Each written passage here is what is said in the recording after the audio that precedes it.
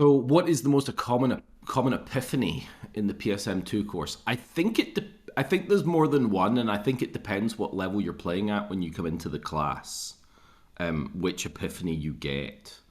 So, probably the biggest epiphany is the realization that the Scrum Master is not just focused on the team, right? That's the big epiphany for most folks, because I think even though it's very explicit in the Scrum Guide, it absolutely states here's the Scrum Master's accountability to the team, and here's the accountability to the product owner, and here's the accountability to the organization.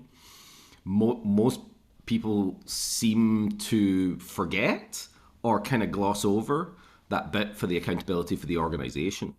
And when we start kind of double clicking on that and expanding it and figuring out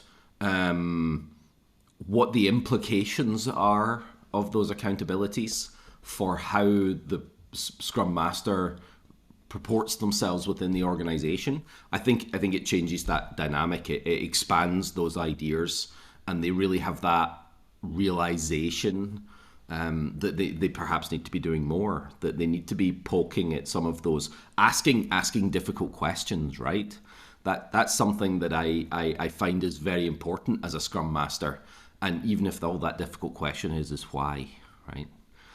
Something happens a particular way in the organization, it's getting in the way of the team. Why, right?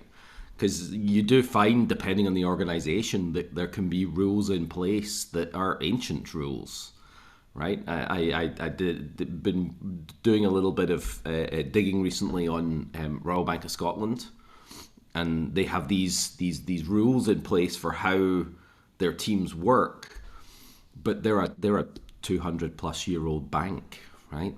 There's rules in place because they were a great rule 100 years ago for whatever context they were created in.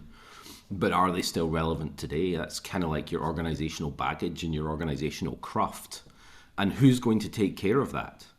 Who looks at that cruft? So I think that's one of the big epiphanies at that level.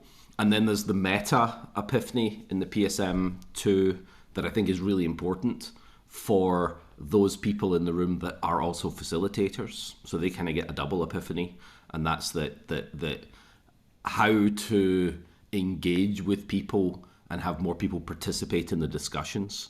Like have a two-dimensional Scrum Master, right? How to become a two-dimensional Scrum Master rather than that one-dimensional of just looking at Scrum. How do I start bringing in additional tools and practices in the way that they do things and demonstrate their own behavior in order to facilitate change of the people and participation in the events.